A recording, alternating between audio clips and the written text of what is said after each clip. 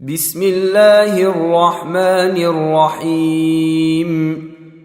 يا أيها النبي لم تحرم ما أحل الله لك تبتغي مرضات أزواجك والله غفور رحيم. قد فرض الله لكم تحلة أيمانكم والله مولاكم وهو العليم الحكيم.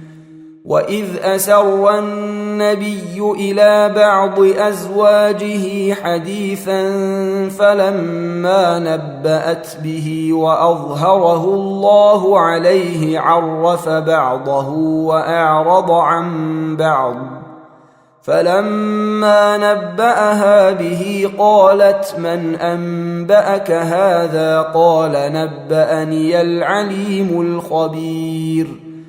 إن تتوبا إلى الله فقد صغت قلوبكما وإن تظاهرا عليه فإن الله هو مولاه وجبريل وصالح المؤمنين والملائكة بعد ذلك ظهير.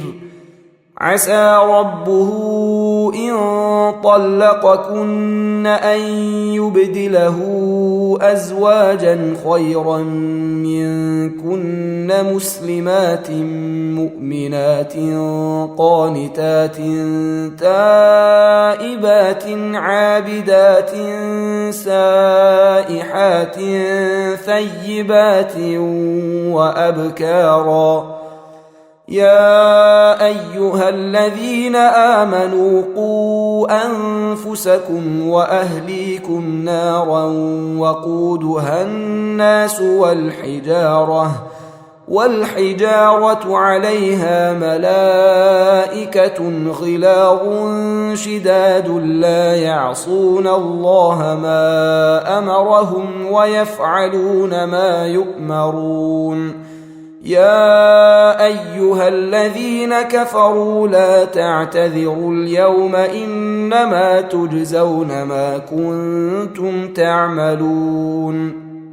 يا أيها الذين آمنوا توبوا إلى الله توبة نصوحا عسى ربكم أن يكفر عنكم سيئاتكم ويدخلكم جنات تجري من تحتها الأنهار يوم لا يخزي الله النبي والذين آمنوا معه نورهم يسعى بين أيديهم وبأيمانهم يقولون ربنا أتمم لنا نورنا واغفر لنا إنك على كل شيء قدير. يا أيها النبي جاهد الكفار والمنافقين واغلظ عليهم ومأواهم جهنم وبئس المصير.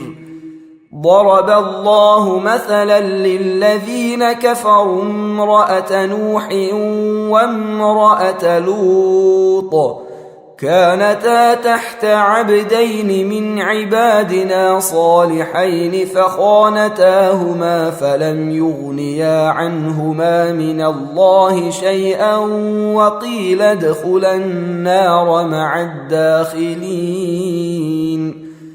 وضرب الله مثلا للذين آمنوا امرأة فرعون إذ قالت رب ابن لي عندك بيتا في الجنة ونجني من فرعون وعمله ونجني من القوم الظالمين. ومريم ابنة عمران التي أحصنت فرجها فنفخنا فيه من روحنا وصدقت بكلمات ربها وكتبه وكانت من القانتين.